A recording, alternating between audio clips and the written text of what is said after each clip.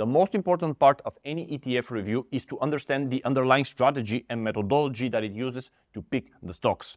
If you don't do that, you are blindly throwing money at Vanguard and you will have no idea what you actually own and what you will own in the future when the market shifts and the companies in the fund change.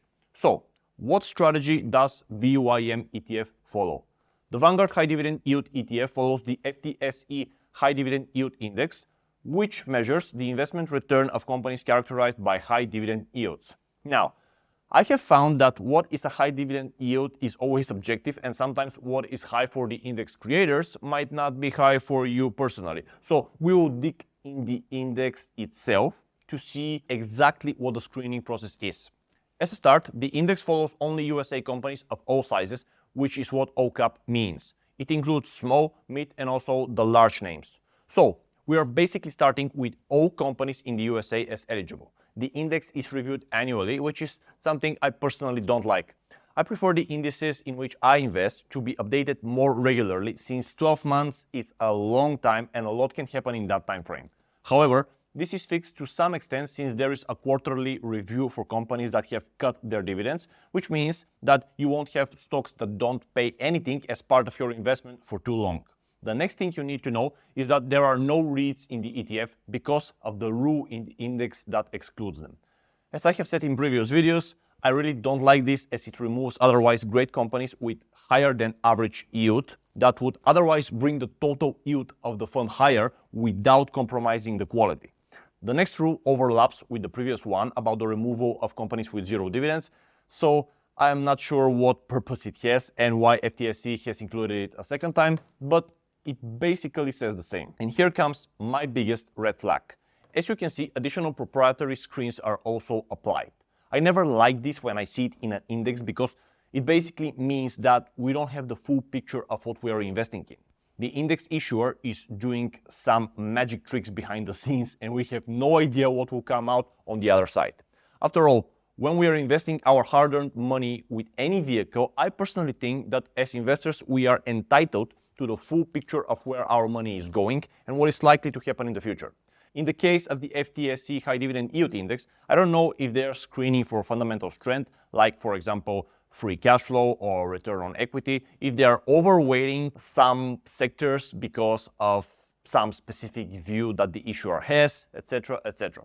So, in general, I am against that type of secrecy in the indices that the ETFs are based on. Now, from what I can see, there isn't a lot going on here. There aren't a lot of the fundamental metric rules I usually like to see in an index, like payout ratio, free cash flow, return on equity, and all that stuff. It is pretty basic and pretty broad.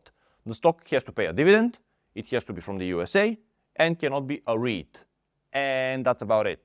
To me personally, this is far from enough, and I always like to see additional filters for the companies. So this is the first place which for me shows that the ETF might not be something I personally want to invest in.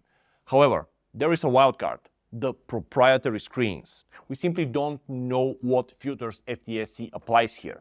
So perhaps this is why the publicly available screens are not that many.